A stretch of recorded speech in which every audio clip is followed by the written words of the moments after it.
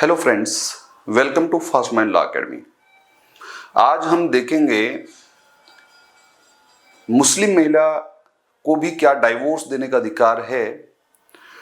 ये question arise हो रहा है कि जो मुस्लिम हस्बैंड है, मुस्लिम लॉ के अंतर्गत हस्बैंड के पास डाइवोर्स के ग्राउंड हैं, वो डाइवोर्स दे देता है, लेकिन मुस्लिम महिला को तो अधिकार ही नहीं है। मुस्लिम महिला तो डाइवोर्स दे ही नहीं सकती। ये एक नया पोर्शन जो है वो स्टार्ट किया जा रहा है। तो यहाँ पर हम देख रहे हैं कि देखिए क्या मुस्लिम महिला डाइवोर्स दे सकती है। एग्जाम में दो बहुत इंपॉर्टेंट जो है पॉइंट्स हैं, तलाक तफवीज किसे कहते हैं, और जो आपने कहा dissolution of Muslim marriage act 1939 का जो एक्ट है उसके अंतर्गत क्या ग्राउंड्स हैं जिनके ऊपर वाइफ जो है डाइवोर्स दे सकती है। तो कुल मिला के बात ये है कि हमें दो चीजें यहां पर देखनी है, एक तो तलाक तफवीज क्या है और दूसरा डिसोल्यूशन ऑफ मुस्लिम मैरिज जो है एक्ट 1939 के अंतर्गत वो क्या ग्राउंड्स हैं, वो कौन से आधार हैं जिनके ऊपर जो है जिन्हें फॉलो करके वाइफ जो है मैरिज को डिसोल्व कर सकती है, वाइफ डाइवोर्स ले सकती है, कोर्ट उसे जो है डाइवोर्स की डिग्री दे सकता है। वो कौन से ग्राउंड्स हैं वो हमें देखने हैं। तो आज हम देख रहे हैं पहला पॉइंट ये है, यहां पर देख रहे हैं कि divorce by wife under Muslim law, मुस्लिम विधि के अधीन पत्नी द्वारा तलाक। ये आपने साफ कर दिया। तलाक तफवीज एक पोर्शन हम देख रहे हैं, और तलाक तफवीज का मतलब साफ है यहाँ पर जिसे आप कहते हैं डेलीगेटेड डाइवोर्स। ये डेलीगेटेड डाइवोर्स है, इसका मतलब साफ है कि हस्बैंड के पास मुस्लिम लॉ के अंतर्गत एक ऐसी पावर है कि अगर वो चाहे अपनी पावर को डेलीगेट करना, किसी और को प्रत्याजित करना, तो प्रत्याजित कर सकता है। डेलीगेशन क्या होता है, डेलीगेशन की पावर क्या होती है, ये जो है एडमिनिस्ट्रेटिव लॉ के अंतर्गत आपने देखा होगा कि डेलीगेशन क्या होता है, जो डेलीगेटेड जो है वो एक तरह से पावर कैसे होती है, वो पूरा का पूरा पोर्शन आपने वहां पर देखा होगा।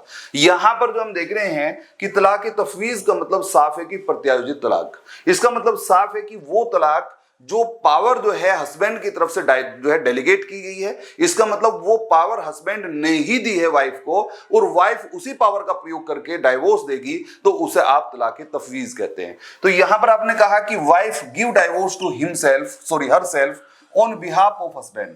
यहां कह रहे कि पत्नी पति की ओर से स्वयं को तलाक देती है। इसका मतलब साफ है कि हस्बैंड तो तलाक नहीं दे रहा है, तो तलाक कौन दे रहा है? तो तलाक वाइफ दे रही है। अब वो क्या हस्बैंड को दे सकती है? तो हस्बैंड को नहीं, बल्कि वो खुद को जो है डाइवोर्स। ये कई बार क्वेश्चन बनता है कि तलाक तफवीज में कौन डाइवोर्स देता है और किसे देता है। अब क्वेश्चन ये राइज हो रहा है कि जो बार बार क्वेश्चन आता है कि तलाक तफवीज के अंतर्गत कौन डाइवोर्स दे रहा है, कौन तलाक देता है, तो वो ऑप्शन आपको देता है कि देखिए हस्बैंड डाइवोर्स देता है, वाइफ डाइवोर्स देती है, हस्बैंड वाइफ को डाइवोर्स देता है, वाइफ वाइफ को डाइवोर्स देती है, वाइफ जो है वो खुद को डाइवोर्स देती है हस्बैंड की ओर से, हस्बैंड डाइवोर्स देता है जो है वाइफ को। ये कई सारे क्वेश्चन अराइज होते हैं। तो वहां पर एक पोर्शन आप याद रखेंगे कि यहां पर wife give divorce to herself. इसका मतलब पत्नी ही खुद को डाइवोर्स देती है, पत्नी खुद को स्वयं को जो डाइवोर्स देती है on the behalf of husband, husband की ओर से, हस्बैंड की तरफ से। तो आपने साफ कर दिया कि पत्नी जो है वो पति की ओर से स्वयं को तलाक देती है। और ये कहता है कि husband has power to delegate his power of divorce. पति तलाक की अपनी शक्ति का प्रत्यायोजन कर सकता है। और ये एक बड़ा जो है पोर्शन चल रहा है कि कई बार जो है जो जितने एजुकेटेड जो है लोग हैं, जो मुस्लिम गर्ल्स हैं, वो इसका जो है पोर्शन को फॉलो कर सकती हैं। जब विवाह करती हैं, जब निकाह करती हैं, तो निकाह के समय जो है एक कॉन्ट्रैक्ट के माध्यम से जो है वो डेलीगेटेड जो पावर है इसे जो है अपने पास ले सकती हैं। तलाक तफवीज की पावर ले सकती हैं। वो एक कॉन्ट्रैक्ट कर सकती हैं, हस्बैंड से कह सकती हैं कि जो डाइवोर्स की पावर आपके पास है वो हमें भी डेलीगेट करिए, तब जो है निकाह होगा। तो अगर ऐसा पोर्शन होता है तो फिर वहां से जो है एक पावर जो है वाइफ के पास भी रहेगी। इसका मतलब ये पावर अपने आप नहीं है वाइफ के पास, ये पावर हस्बैंड के द्वारा ही दी गई होती है। अगर हस्बैंड ने पावर दी है तो इसका मतलब साफ है कि वो इस पावर का यूज कर सकेगी। तो ये बात आपने साफ कर दी। इस आप तलाक तफवीज कहते हैं। और तलाक तफवीज पे एक शॉर्ट नोट आ जाता है, कई बार जो है वो हमसे समझ नहीं पाते हैं, तो ये पोर्शन आपका तलाक तफवीज करेगा। दूसरा एक बड़ा पोर्शन जो हमें मेनली देखना था, divorce under the dissolution of Muslim marriage act 1939। मुस्लिम विवाह विघटन अधिनियम 1939 के अंतर्गत जो है तलाक का जो अधिकार है वो किसके पास है। अभी यहाँ पर बोर्ड जो है वो फुल है, अभी मैं आगे और लिख दूंगा। यहाँ पर देखेंगे पहले तो बात ये कि क्वेश्चन अराइज होता है कि ये एक्ट किस लॉ पे बेस्ड है। क्या ये मलिकी शाखा मलिकी स्कूल पर जो है बेस्ड है, क्या ये हनफी स्कूल पर बेस्ड है, क्या ये शिया स्कूल पर बेस्ड है। तो ये एक तो ये क्वेश्चन है। दूसरी बात, ये ग्राउंड्स किसे प्राप्त होंगे, क्या यहाँ डाइवोर्स वाइफ देगी, क्या यहाँ डाइवोर्स हस्बैंड देगा, एक क्वेश्चन ये राइज होता है। और अगर हस्बैंड जो है वो डाइवोर्स दे, वाइफ डाइवोर्स देगी तो किन ग्राउंड्स पे देगी, वो टोटल ग्राउंड्स कितने हैं और किस सेक्शन में हैं, वो सारे क्वेश्चंस यहाँ पर अराइज होंगे। उन्हें अभी देखेंगे स्टेप टू स्टेप। पहले सबसे पहले हम ग्राउंड्स को देख लेते हैं। पहला क्वेश्चन तो यही है कि कहाँ है ग्राउंड, तो सेक्शन नंबर 2 जो आपका ये अधिनियम है divorce under the dissolution of Muslim marriage act, जो Muslim dissolution of Muslim marriage act 1939 है, उसके सेक्शन नंबर 2 के अंतर्गत डाइवोर्स के ग्राउंड्स दिए गए हैं। और टोटल ग्राउंड 9 है। 9 ग्राउंड्स में से हम देखते हैं अपॉन द फॉलोइंग ग्राउंड्स, निम्न आधारों पर। कौन से आधार हैं? नंबर 1, पति का 4 वर्ष से लापता होना। इसका मतलब husband have not been known for a period of 4 years. इसका मतलब साफ है कि 4 वर्ष हो गए हैं, उसका नहीं पता है, उसका ठोर ठिकाना पता नहीं है, वो कहां है कहां नहीं है। तो यहां से एक ग्राउंड जो है वाइफ के पास आ जाएगा। ये एक गिल्टी प्रिंसिपल एक तरह से है। जैसे हिंदू जो है मैरिज एक्ट के अंतर्गत हम सेक्शन नंबर 13 को देखते हैं और 13 क्लोज 1, 13 क्लोज 2 दो वहां पर जो है पोर्शन है। एक 13 क्लोज 1 में वहां हम देखते हैं कि हस्बैंड वाइफ दोनों एक दूसरे को गिल्टी साबित करके उन ग्राउंड्स दिए गए थे जिन पर आप जो है गिल्टी प्रिंसिपल को फॉलो करेंगे और जो है डाइवोर्स के ग्राउंड को फॉलो करेंगे, डाइवोर्स देंगे। जबकि दूसरी तरफ जो 13 क्लोज 2 है वहां पर जो गिल्टी प्रिंसिपल जो के जो आधार हैं, ग्राउंड्स हैं, वो केवल वाइफ के लिए हैं। वाइफ वहां पर उन्हें जो है वो अनुसरण कर सकती है, फॉलो कर सकती है। लेकिन यहां पर जो है जो इस एक्ट में वो केवल वाइफ के पास ये ग्राउंड है, वाइफ ऐसा कर सकती है। पहला ग्राउंड है कि husband have not been known for a period of जो है 4 इयर्स, 4 वर्ष से पति लापता है। नॉर्मली हम ये देखते हैं कि मुस्लिम लॉ के अंतर्गत अगर आप हनफी स्कूल देखते हैं तो हनफी स्कूल में ये समय 7 ईयर का है। हनफी स्कूल कहता है कि अगर पति 7 वर्ष से गायब है, नॉट नॉन फ्रॉम द जो है वो 7 ईयर, 7 वर्ष से वो लापता है, ठोर ठिकाना उसका नहीं पता है, तो ऐसी दशा में जो है डाइवोर्स का ग्राउंड बनेगा।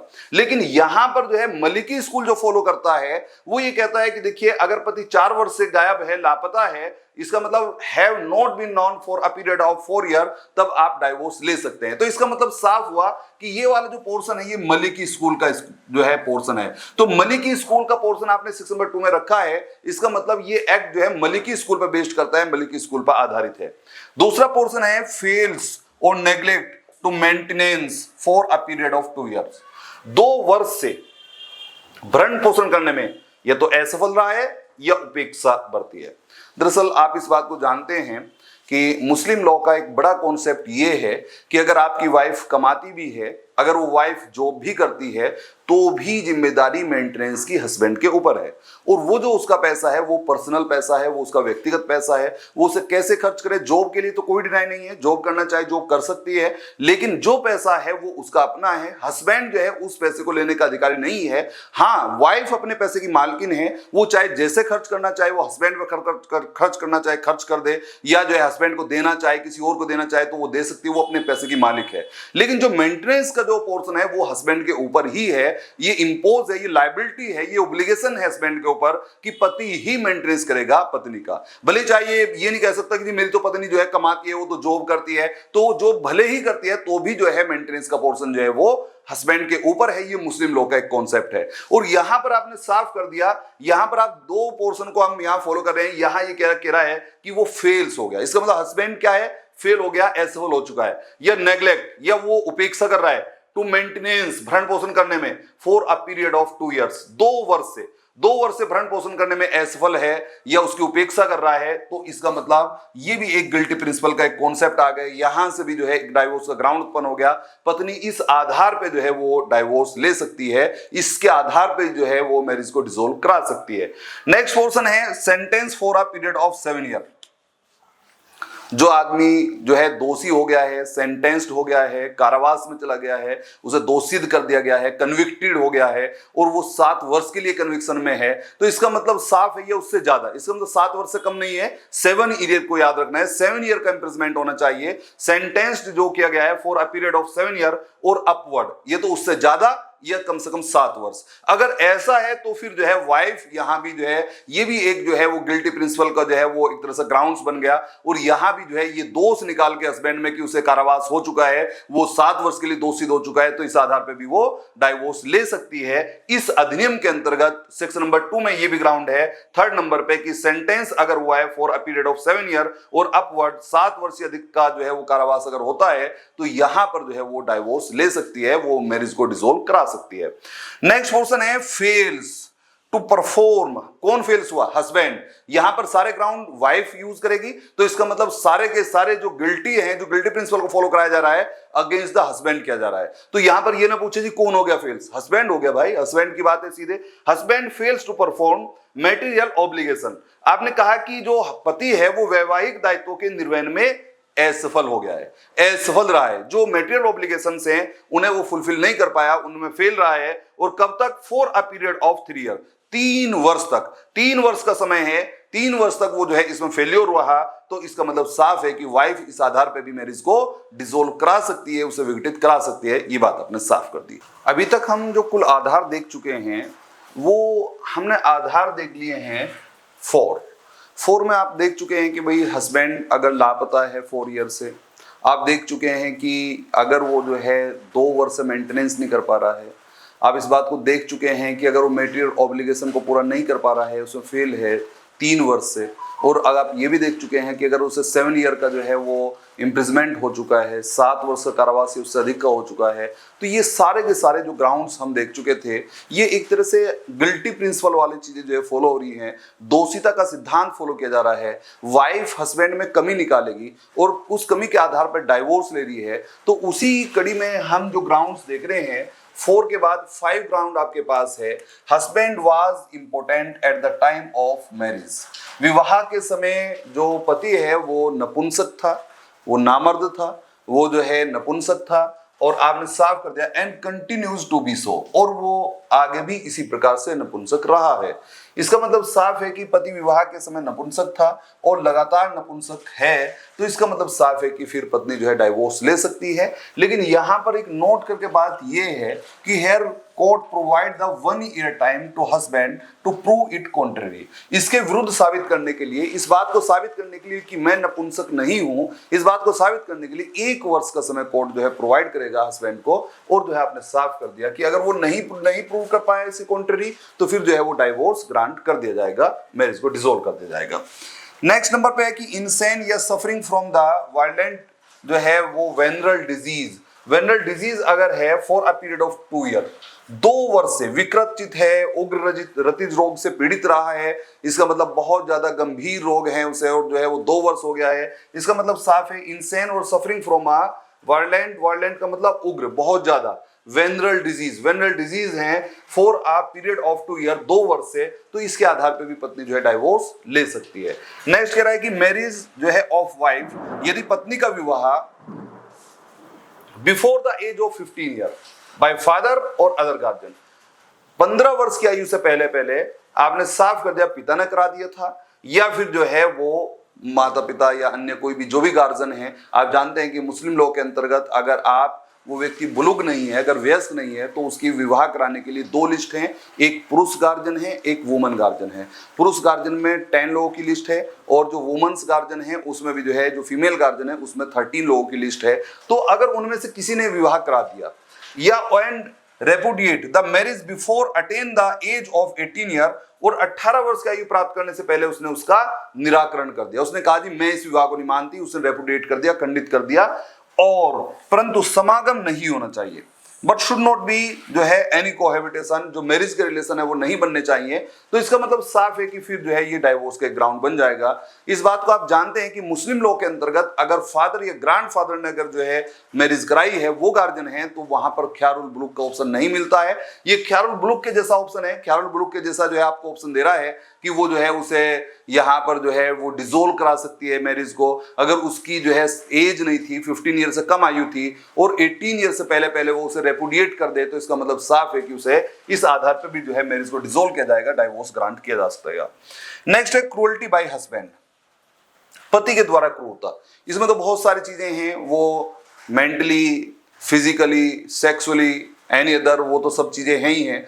साथ ही साथ जो है वो किन्हीं ऐसी स्त्रियों के साथ रहना जो है जो एक तरह से कुख्यात हैं, जिनका जो है वो भी सारी जो है क्रूअल्टी के अंतर्गत आ सकती हैं। ये एक वाइड पोर्शन है क्रूअल्टी। बस ये देखना है कि पति द्वारा क्रूअल्टी अगर की जा रही है पत्नी के साथ तो वो यहां पर भी डाइवोर्स ले सकती है, इस ग्राउंड पर भी डाइवोर्स ले सकती है।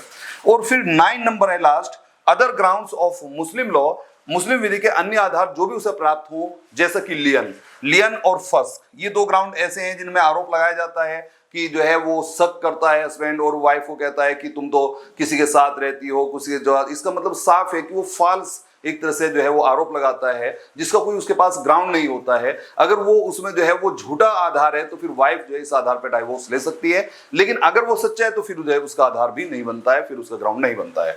इला है, इला भी जो है एक डाइवोर्स का ग्राउंड है, हालांकि जो है इंडिया में ये एप्लीकेबल नहीं है, लेकिन इला के आधार पे जो है जब एक जो है स्वेयर करता है, कसम खाता है हस्बैंड की मैं 4 मंथ या उससे ज्यादा अपवर्ड, उससे ज्यादा समय के लिए जो है कोहैबिटेशन में नहीं आऊंगा, मैरिज के रिलेशन नहीं स्थापित करूंगा, तो इसका मतलब आप उसे इला कहते हैं। इस आधार पे भी वाइफ ये कह सकती है कि जब तुम्हें साथ रहना ही नहीं है तो बात खत्म करो, डाइवोर्स दो।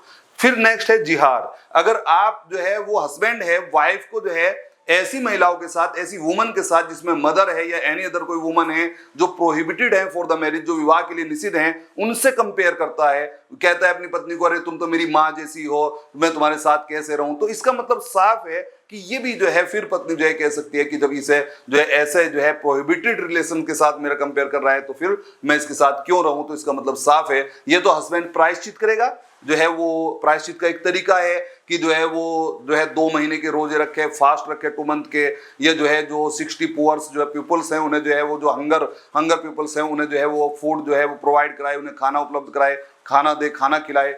और या फिर जो है एक तरह से जो एक स्लेव है, एक जो है दास है जिसे आप गुलाम कहते हैं, उसे जो है फ्री करे। तो आपने साफ कर दिया 2 महीने के रोजे रखना, एक गुलाम को आजाद करना, 60 भूखे लोगों को खाना खिलाना, ये करके तो प्रायश्चित करेगा अपना। और नहीं कर रहा है तो फिर जो है वो यहाँ पर जा सकती है कि भाई ऐसा है, अब जो है सीधे आप डाइवोर्स दे दो, बात खत्म हुई। तो कुल मिला के बात ये है कि टोटल मिला के 9 ग्राउंड के आधार पर वाइफ हस्बैंड से डाइवोर्स मांग सकती है। अब हम देख रहे थे यहाँ पर जो मुस्लिम जो है वो आपने साफ कर दिया, विवाह विघटन अधिनियम 1939 है, dissolution of Muslim marriage act 1939। पहला क्वेश्चन राइज होता है कि किस पर आधारित है, तो आपको निशान लगाना based on Maliki school. Maliki जो स्कूल है वो सुन्नी शाखा का स्कूल है। आप जानते हैं कि मुस्लिम लॉ के अंतर्गत जब मुस्लिम्स को हम जो है काइंड्स बनाते हैं तो उसमें एक सुन्नी बनाते हैं, एक शिया बनाते हैं, एक मोतजिला बनाते हैं।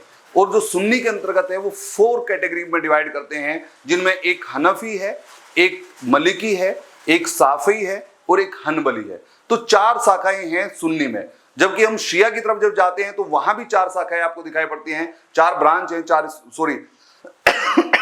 3 स्कूल है वहां पर, 3 ब्रांच हैं, जिसके अंतर्गत हम देखते हैं कि देखिए एक है आपका अथना अशारिया, एक है इस्माइलिया, एक है जैदिया। उनमें भी जो है 2-2 ब्रांच हैं और उसके बाद मोतजिला है। तो कुल मिलाकर हमें देखना है कि जो मलिकी स्कूल है ये जो है वो आपका सुन्नी शाखा का है और इसी पे बेस्ड है। और मलिकी जो लोग हैं वो अरब के इलाके में पाए जाते हैं। वो जो है आप जानते हैं कि एशिया का पूरा जो इलाका है उसके अंतर्गत जो है हनफी लोग जो अबू हनीफा को फॉलो करते हैं वो पाए जाते हैं, और जो मलिकी लोग हैं वो जो है अरब के इलाके में पाए जाते हैं। तो नॉर्मली एक ये भी खंड था कि भाई जब जो है वो मलिकी लोग जैसा अरब में फॉलो किया जा रहा है उसी तरीके का प्रावधान ले आ जाए। तो जो मलिक इब्न अनस हैं जिन्हें फॉलो करती है मलिकी शाखा, उनका ये नियम था कि अगर पति 4 वर्ष से गायब हो तो उसे जो है पत्नी को जो है वो डाइवोर्स ग्राउंड मिलना चाहिए। जबकि हनफी स्कूल के अबू हनीफा का मानना ये है कि अगर हस्बैंड 7 वर्ष से गायब हो तब ये ग्राउंड मिलना चाहिए। लेकिन इस एक्ट में 4 ईयर को फॉलो किया गया। 4 वर्ष से अगर हस्बैंड गायब है, पहला ही ग्राउंड हमने देखा था, तो इसका मतलब डाइवोर्स ग्राउंड बनेगा। तो इसका मतलब साफ है, जाहिर सी बात है कि ये मलिकी स्कूल पर बेस्ड करता है। अगर क्वेश्चन आता है तो मलिकी स्कूल पर आप जो है निशान लगाएंगे। दूसरा अगर क्वेश्चन बनता है कि इस एक्ट में टोटल कितने सेक्शन है, तो 6 सेक्शन है। हालांकि सेक्शन नंबर 6 रिपील्ड है और जो है 5वां, लेकिन नंबरिंग में अभी 6 सेक्शन जो है यहां पर दिखाई पड़ेंगे आपको। टोटल इसमें 6 सेक्शन है इस एक्ट में। फिर ग्राउंड्स के आधार किस सेक्शन में है, तो तलाक के जो आधार है वो धारा 2 में है, सेक्शन नंबर 2 में। अगर क्वेश्चन बनता है कि मुस्लिम विवाह विघटन अधिनियम की किस धारा में जो है तलाक के आधार है, तो धारा 2 पे निशान लगाएंगे, सेक्शन नंबर 2 पे निशान लगाएंगे। अगर क्वेश्चन बनता है कि यहां तलाक के आधार किससे प्राप्त होंगे, अर्थात कौन यहां तलाक दे सकता है, तो तलाक के आधार केवल पत्नी को प्राप्त होंगे। Here grounds of divorce received to wife only, केवल पत्नी को प्राप्त होंगे, पति को ये ग्राउंड नहीं मिलेंगे। पति यहां डाइवोर्स नहीं दे सकता। कोई आदमी कहने लगे भाई पति क्या करेगा फिर अगर ये सारे जो है ग्राउंड जो है पत्नी को मिलेंगे, तो पति के पास कोर्ट के बाहर विदाउट जुडिशियल प्रोसीडिंग को फॉलो किए जो ग्राउंड्स हैं जिनमें तलाकुल जो है सुन्नत है, तलाकुल सुन्नत के अंतर्गत जो है वो तलाक एहसन है, तलाक हसन है, उन्हें फॉलो करके वो डाइवोर्स दे सकता है, उसे कोर्ट आने की कोई जरूरत नहीं है। तो यहां पर ये ग्राउंड केवल पत्नी को होंगे, यहां पर केवल पत्नी ही तलाक दे सकती है। टोटल ग्राउंड कितने हैं ये भी क्वेश्चन बना हुआ है कि टोटल ग्राउंड इसमें कितने हैं, वाइफ को टोटल कितने ग्राउंड मिलेंगे, तो ये 9 ग्राउंड है, 9 आधार टोटल मिलाकर 9 आधार हैं, 9 ग्राउंड हैं। और तलाक न्यायालय से प्राप्त होगा, ये जो है जैसे पति जो है न्यायालय के बाहर तलाक देता है वैसे यहां तलाक नहीं होगा, यहां पर जो है पत्नी को कोर्ट में जाना पड़ेगा, कोर्ट के थ्रू मैरिज को डिसोल्व कराएगी। तो यहां पर आपने साफ कर दिया कि तलाक न्यायालय से प्राप्त होगा, divorce received from the court, ये बात आपने साफ कर दी। इस तरीके से अगर मुस्लिम मैरिज जो एक तरह से मुस्लिम जो है dissolution of Muslim marriage act 1939 के अंतर्गत जो डाइवोर्स के 9 ग्राउंड है वो भी सब हमने देख लिए, और जो इस पर कॉमन क्वेश्चन बनते हैं वो भी हम इनमें देख चुके हैं। तो इस तरीके से ये टॉपिक आपका प्रॉपर तरीके से समाप्त हुआ। आप लोग बढ़िया से देखते रहिए और शेयर कर दें, और कोई कमी अगर दिखाई पड़े, कुछ जो है दिखाई पड़ रहा हो कि भाई ये चीज छूट रही है या ये अभी इसमें बचा हुआ है या इसमें कुछ और आप चाहते हैं कोई एक्सप्लेन कराना, तो उसका आप मैसेज छोड़ दें जिससे जो है वो स्पष्ट किया जा सके। Thank you.